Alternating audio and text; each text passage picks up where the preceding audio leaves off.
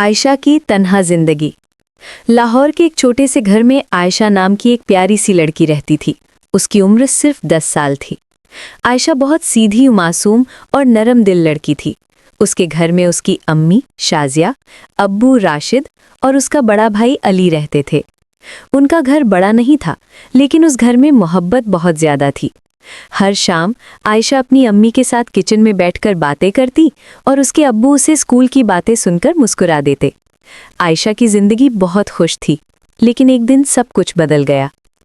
एक रात आयशा के अब्बू और अम्मी किसी काम से शहर जा रहे थे। रास्ता अंधेरा था और हल्की बारिश भी हो रही थी। अचानक रास्ते में उनकी गाड़ी का एक खौफनाक एक्सीडेंट हो गया। अगली सुबह जब ये खबर घर पहुंची तो आयशा और अली की दुनिया ही टूट गई। डॉक्टर ने बताया कि आयशा के अम्मी और अब्बू दोनों इस दुनिया में नहीं रहे। ये सुनकर आयशा जोर जोर से रोने लगी। उसकी आंखों से आंसू रुकने का नाम ही नहीं ले रहे थे। वो बार बार एक ही बात कह रही थी, अम्मी आप मुझे छोड़कर क्यों चली गईं? अब आयशा और अली इस दुनिया में बिल्कुल अकेले रह गए थे।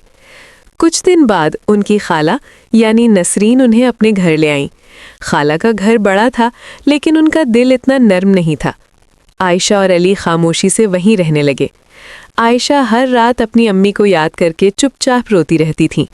वक्त गुजरता गया, साल गुजर गए।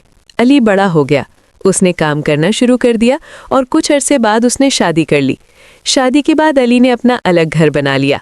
आयशा को उम्मीद थी कि शायद अब उसका भाई उसे भी अपने साथ ले जाएगा, लेकिन ऐसा नहीं हुआ। अली ने आयशा से कहा, तुम अभी खाला के पास ही रहो, वहाँ तुम्हारी देखभाल हो जाएगी।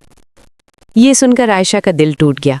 उसे महसूस हुआ कि अब इस दुनिया में उसका कोई अपना नहीं रहा। अब आयशा अपनी बहरी खाला परवीन के घर रहने लगी। वो ज़्यादा बात नहीं करती थी, ज़्यादातर वक्त खिड़की के पास बैठकर आसमान को देखती रहती। कभी कभी उसकी आंखों में आंसू आ जाते और वो आहिस्ता से कहती, अम्मी काश आप वापस आ जाती। लेकिन वक्त कभी वापस नहीं आता। आयशा ने आहिस्ता आहिस्ता दुख के साथ जीना सीख लिया।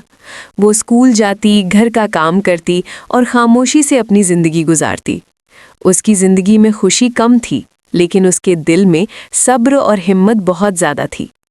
लोग कहते हैं, जो लोग बचपन में दर्द देखते हैं वो दिल से बहुत मजबूत बन जाते हैं, और आयशा भी उन्हीं लोगों में से एक बन गई। लेकिन उसके दिल में आज भी एक छोटी सी उम्मीद बाकी है। शायद एक दिन उसकी ज़िंदगी में भी खुशियाँ वापस आ जाएं।